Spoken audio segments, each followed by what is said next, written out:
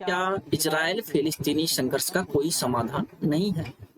यह प्रश्न इसलिए भी वाजिब हो जाता है कि केवल आधुनिक काल को ही देखें तो पिछले 72 सालों में इस संघर्ष का कोई समाधान नहीं निकल पाया, जबकि वैश्विक शक्तियां, वैश्विक अंतर्राष्ट्रीय संगठन इस समस्या के समाधान निकालने के लिए हर संभव प्रयास करते रही है।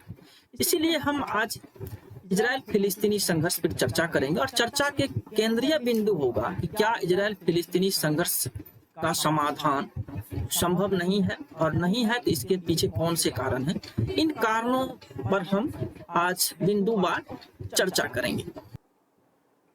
नमस्कार, हम इजराइल फिलिस्तीनी संघर्ष पर चर्चा कर रहे हैं और चर्चा के केंद्र में है कि क्या इजराइल फिलिस्तीनी समस्या का समाधान नहीं निकल सकता है, क्योंकि पिछले 72 साल का इतिहास ये बता रहा है कि इस समस्या के समाधान के लिए जितने भी प्रयास हुए हैं वो अंततः विफल हुए हैं। तो वो कौन से वजह है जिसके वजह से इस समस्या के समाधान का हर प्रयास अंततः विफल हो जाता है? वास्तविकता ये है कि पिछले 72 वर्षों में इस समस्या को जिस समाधान की तरफ बढ़ना चाहिए, लेकिन ये समस्या में और भी जटिलताएं आती गई है। इसीलिए हम इस समस्या के पीछे जो छिपे हुए तथ्य हैं उन पर भी चर्चा करेंगे, साथ में ये भी जानने का प्रयास करेंगे कि वो कौन से कारण है जिसकी वजह से इस समस्या का समाधान ना तो पिछले 72 सालों में निकल पाया, न भविष्य में इस समस्या का समाधान निकलता हुआ दिखाई दे रहा। और इसके लिए सबसे पहले हम संयुक्त राष्ट्र संघ के उस प्रस्ताव पर चर्चा कर लेते हैं कि जो वर्ष 1948 में आई थी।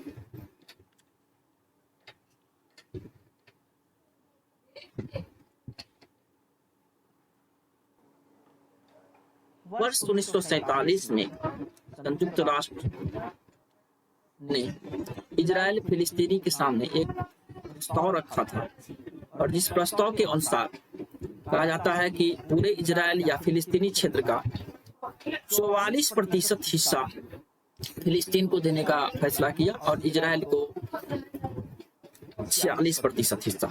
इस प्रस्ताव के साथ इजराइल सहमत था, और ये पहला अवसर था जब संयुक्त राष्ट्र संघ के किसी भी प्रस्ताव के साथ इजराइल सहमत था, लेकिन फिलिस्तीन, विशेषकर फिलिस्तीन के जो पड़ोसी देश, अरब देश थे, वो इस प्रस्ताव को मानने के लिए तैयार नहीं थे। और फिर यहीं से एक इजराइल फिलिस्तीन के बीच संघर्ष की स्थिति बनती है, और यहीं से इजराइल और अरब संघर्ष की स्थिति बनती है। क्योंकि आज मेरा चर्चा का केंद्र बिंदु है कि समस्या का समाधान क्यों नहीं निकल रहा है, इसीलिए हम उन युद्धों में नहीं जाएंगे जो कि इजराइल और अरबों के बीच में भी, हम उन कारणों पे चर्चा करेंगे जिसके वजह से इस समस्या का समाधान नहीं निकल पाया। और अगर हम देखें तो ऐतिहासिक समस्याओं का समाधान आधुनिक दौर में हुआ है। बहुत सारी ऐसी ऐतिहासिक समस्याएं हैं जिनका समाधान आधुनिक दौर से मतलब एक ऐसी व्यवस्था जहां पर संयुक्त राष्ट्र संघ हो, जहां पर अंतर्राष्ट्रीय न्यायालय हो, जहां पर अंतर्राष्ट्रीय संधि लागू और एक वैश्विक व्यवस्था हो। इस तरह की व्यवस्था में कई ऐसे ऐतिहासिक समस्याओं का समाधान निकला है। लेकिन इजराइल फिलिस्तीनी समस्या, जिसे वर्ष 1948 से लेना बहुत बड़ी भूल होगी, क्योंकि यदि आप यहूदियों के दृष्टिकोण से समस्या को देखें तो ये पूरा क्षेत्र उनका अपना मूल भूमि है, मूल जन्मभूमि है, और इसका विस्तार उनके नीतियों का एक बहुत बड़ा हिस्सा है। इसीलिए इस समस्या की शुरुआत जिस ऐतिहासिक काल में हुई थी, उस ऐतिहासिक काल की परिस्थितियां कुछ अलग थी। उस समय साम्राज्य विस्तार, बर्बरता, आक्रमण का एक युग था, और उस समय के जो समस्याएं पैदा हुई थी उसका समाधान जब हम वर्तमान दौर में करेंगे तो समस्या में समाधान में जटिलताएं आती है। लेकिन ऐसा भी नहीं है कि समस्या का समाधान नहीं हो सकता। यदि हम फिलिस्तीन के दृष्टिकोण से इस समस्या की को देखें तो हम पाते हैं कि इस समस्या को लेकर के दो तरह की बातें उभर के सामने आती है। पहला, जो फिलिस्तीन के चरमपंथी संगठन है जैसे कि हमास और अब्दुल्ला, वो इजराइल के अस्तित्व को स्वीकार नहीं करते हैं। हालांकि जो चरमपंथी संगठन है उसके मत के साथ जाना बहुत कठिन है, लेकिन आमतौर पर पिछले 3-4 दशकों में फिलिस्तीन को लेकर के जो दृष्टिकोण उभर कर सामने आया है, या फिर संयुक्त राष्ट्र संघ का जो नजरिया है, या फिर फिलिस्तीनियों का भी एक जो नजरिया है, वो स्पष्ट कहता है कि एक स्वतंत्र देश के रूप में फिलिस्तीन को मान्यता मिले, जिसकी राजधानी यरूशलेम हो। यहाँ यरूशलेम से मतलब होता है कि पूर्वी यरूशलेम, क्योंकि पश्चिमी यरूशलेम पूरी तरह से अब इजराइल के नियंत्रण में है। यद्यपि इजराइल पूरे यरूशलेम पर अपना दावा करता है। पहले हम फिलिस्तीन के दृष्टिकोण को समझ लेते हैं। दूसरा, क्योंकि यरूशलेम का एक धार्मिक महत्व भी है, इसीलिए उस अल-अक्सा मस्जिद परिसर की जो मस्जिदें हैं उसमें यहूदियों का प्रवेश नहीं है। कई बार ऐसा भी हुआ है कि जब इजराइल फिलिस्तीनी संघर्ष की शुरुआत इस वजह से हो गई क्योंकि यहाँ पर इजराइल के प्रधानमंत्री का प्रवेश हो गया, फिर इजराइल यहूदियों ने यहाँ प्रवेश करने का प्रयास किया, जिसकी वजह से यहाँ संघर्ष की स्थिति बनी। इसीलिए समस्या के समाधान में इस बात को भी रखा गया है कि जो अल-अक्सा मस्जिद परिसर है उसमें यहूदियों का किसी भी तरह से प्रवेश ना हो। उसके बाद तीसरा जो महत्वपूर्ण पॉइंट है कि अरब देशों में रह रहे फिलिस्तीनी, चूंकि यहाँ पर लंबे समय से फिलिस्तीनी और इजराइल के बीच संघर्ष की स्थिति कायम है, जिसके वजह से यहाँ पर शरणार्थियों की एक बड़ी समस्या पैदा हो गई है और ये शरणार्थी इजराइल के पड़ोसी देशों में रह रहे हैं। तो जब समस्या के समाधान की बात आती है तो उसमें शरणार्थियों की बात आती है। कहा जाता है 40 से 50 लाख के आसपास शरणार्थी है और समस्या के समाधान के लिए जरूरी है इन शरणार्थियों को फिर से फिलिस्तीन में बसने दिया जाए।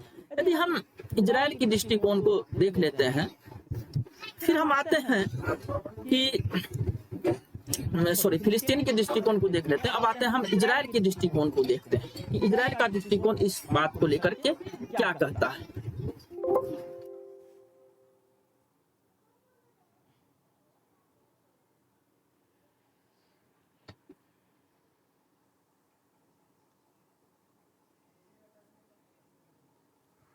लंबे समय से यहूदी इजराइल की स्थापना करना चाह रहे थे और इस कहा जाता है कि इसकी शुरुआत 18वीं शताब्दी से ही आरंभ हो गई थी और हर यहूदियों के दिमाग में अपने मूल देश इजराइल वापसी की एक सपना होता है। लेकिन वर्ष 1948 से पहले ये सपना साकार होता हुआ दिखाई नहीं दे रहा था। हालांकि 19वीं शताब्दी फिर 20वीं शताब्दी के आरंभ से ही यहाँ पर यहूदी बस्तियां बसने लगी थी और छिटपुट अरब यहूदी संघर्ष भी देखने को मिलते हैं। लेकिन वर्ष 1948 में यहाँ पर इजराइल की स्थापना हो जाती है। लेकिन इजराइल की स्थापना के बाद की जो इजराइल की नीति है उसे समझना जरूरी है। पिछले 72 वर्षों में यदि हम इजराइल की नीतियों की समीक्षा करें तो हम जिस निष्कर्ष पर पहुंचते हैं उसमें बहुत हद तक ये बात सामने आती है कि इजराइल यरूशलेम पर पूर्ण नियंत्रण के साथ बृहद इजराइल की स्थापना करना चाहता है। यहाँ पे बृहद इजराइल शब्द को लेकर भी दो तरह की बातें कही जा रही।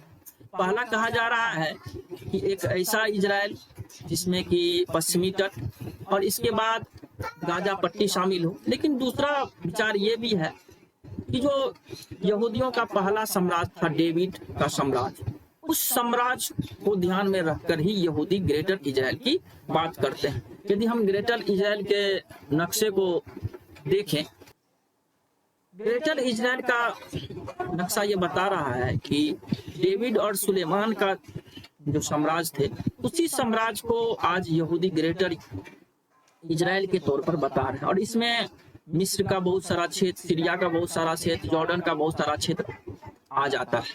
लेकिन वर्तमान समय में इस ग्रेटर इजराइल की स्थापना में कई तरह के बाधाएं भी हैं। पहली बाधा तो यही है कि 1982 के बाद इजराइल ने इजराइल के बाहर अपने राज्य की सीमा का विस्तार करने का प्रयास नहीं किया, भले ही उसके दिमाग में ग्रेटर इजराइल की बातें हों।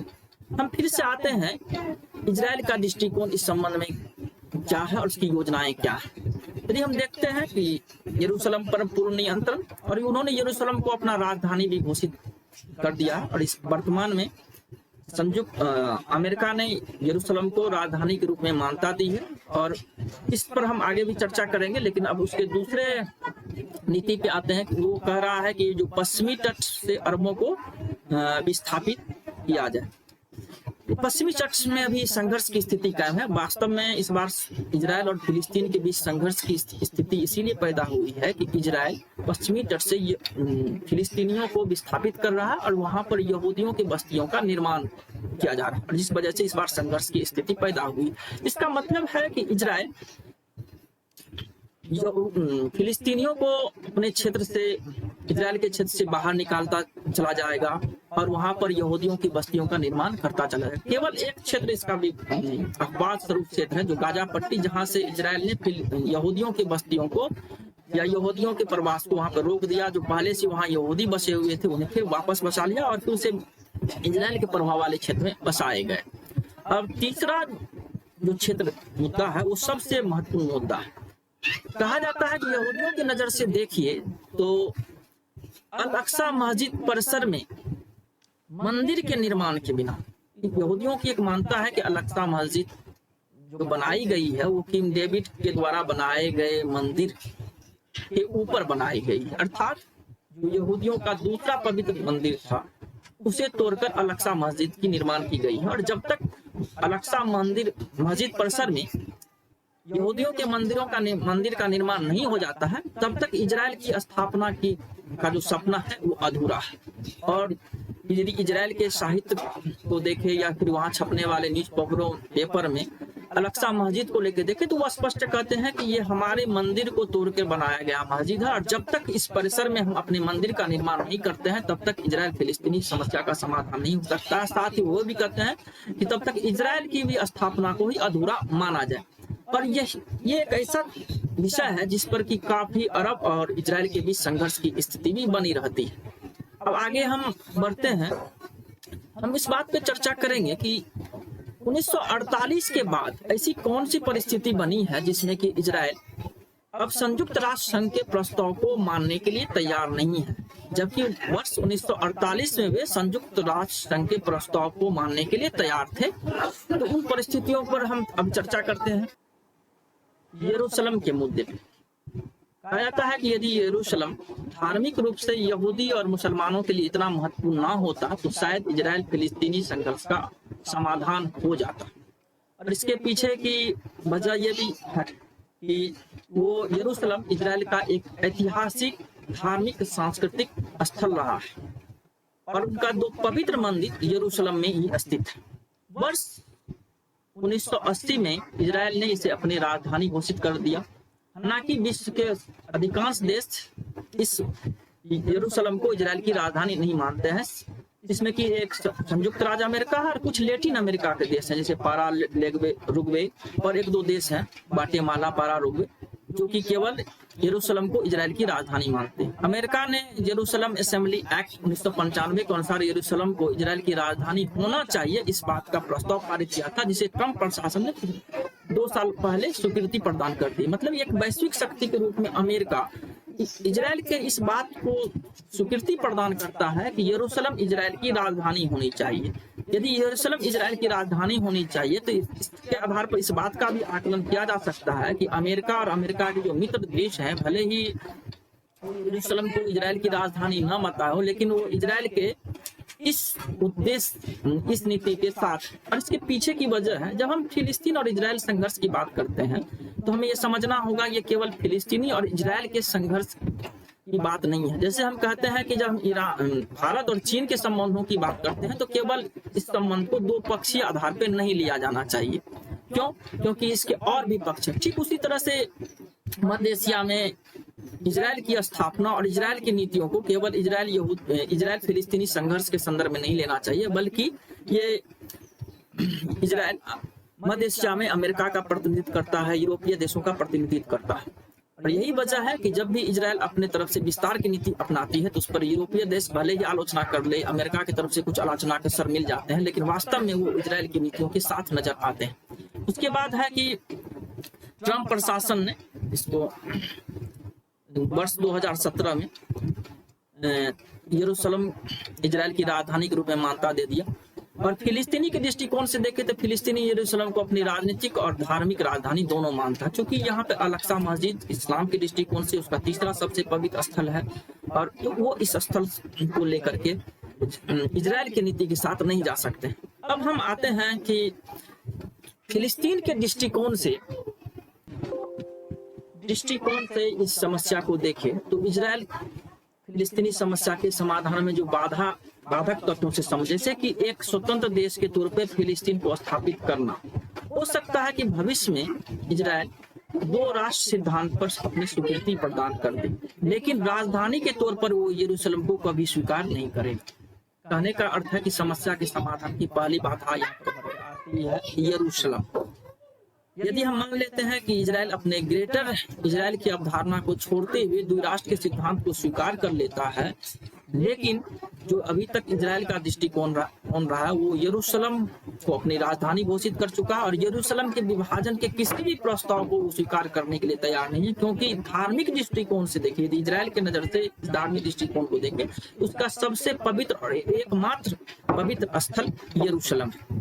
अब हम देखते हैं उसका जो इसी विषय से जुड़ा हुआ दूसरा तथ्य है, क्योंकि वो यरूशलेम पर इजराइल अपना दावा नहीं छोड़ सकता है, इसीलिए अल-अक्सा मस्जिद परिसर का विवाद भी बना रहेगा, जिसे मुसलमान नहीं छोड़ सकते हैं, क्योंकि मुसलमान के दृष्टिकोण से ये तीसरा सबसे पवित्र स्थल है। और दूसरा कि जब इजराइल अपने क्षेत्र में किसी भी तरह के फिलिस्तीनी शरणार्थी को बसने नहीं देंगे, तो फिर जो इतने बड़े शरणार्थी हैं उस समस्या का समाधान किस तरह से निकल करके सामने आएगा। और यहीं से एक बात फिर उभर कर सामने आती है कि क्या यदि फिलिस्तीन और इजराइल की समस्या का समाधान होना है तो यरूशलेम के मुद्दे पर, अल-अक्सा मस्जिद परिसर के मुद्दे पर और शरणार्थियों के मुद्दे पर दोनों पक्ष यानी इजराइल और फिलिस्तीन के बीच एक समझौता का बिंदु कायम होना चाहिए, कि जो कायम होता हुआ दिखाई फिलहाल नहीं दे रहा है। समस्या में दूसरी बड़ी बाधा है इजराइल की विस्तारवादी नीति, जिस पर हम चर्चा कर रहे थे कि इजराइल के बाहर अरब देशों की तरफ सीमा का विस्तार, और हम देख रहे हैं कि वो चाहे प्रथम इजराइल अरब युद्ध हो या फिर दूसरा अरब इजराइल युद्ध, इन दोनों युद्धों में इजराइल ने अपने सीमा का विस्तार किया अरब देशों की तरफ। इसके साथ ही उसकी जो दूसरी नीति है, इजराइल के अंदर फिलिस्तीन के क्षेत्रों पर को अपने प्रभाव में लाना। और अभी जो वर्तमान में दोनों पक्षों के बीच संघर्ष की स्थिति कायम हुई, उसकी भी वजह यही है कि इजराइल पश्चिमी तट पर यहूदी बस्तियों का निर्माण कर रहा है और वहां से फिलिस्तीन की लोगों की जो बस्तियां हैं उसे वो तोड़ रहा है। ये जो विस्तार, एक तरह से कहा जाता है इसे विस्तारवादी नीति के तौर पर इजराइल को तो देखें तो समस्या का समाधान निकलता हुआ दिखाई नहीं रहा, क्योंकि इजराइल के अपने ग्रेटर इजराइल के लक्ष्य को प्राप्त करने की ओर अग्रसर है, और ग्रेटर इजराइल के लक्ष्य की जब तक प्राप्ति नहीं होती तब तक इजराइल फिलिस्तीनी की समस्या का समाधान नहीं हो पाएगा। इस दृष्टिकोण से भी देखें तो इजराइल फिलिस्तीनी समस्या का समाधान निकलता हुआ दिखाई नहीं दे रहा। लेकिन कहा जाता है कि जब समस्या का समाधान नहीं ही निकल सकता है तो फिर इतने लोग इस समस्या के समाधान के लिए प्रयासरत क्यों?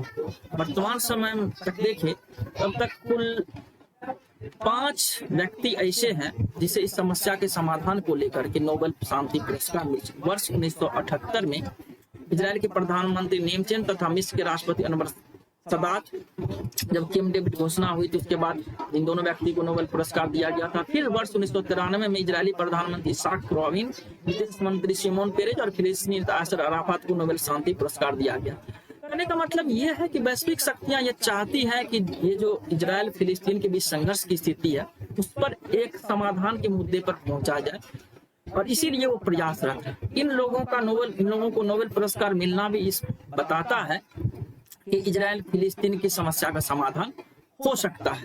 लेकिन यदि इजराइल की कुछ छुपी नीतियों को देखें, उसके विस्तारवादी नीतियों को देखें, और साथ साथ जैसे वो संयुक्त राष्ट्र संघ के साथ सहयोग करता हुआ दिखाई नहीं दे रहा, और अंत में जो वैश्विक शक्तियां हैं जो इजराइल के साथ खड़ी नजर आती है, उस तमाम चीजों को यदि आप एक साथ रख दें तो पाते हैं कि फिलहाल हमें समस्या का समाधान होता हुआ दिखाई नहीं देता।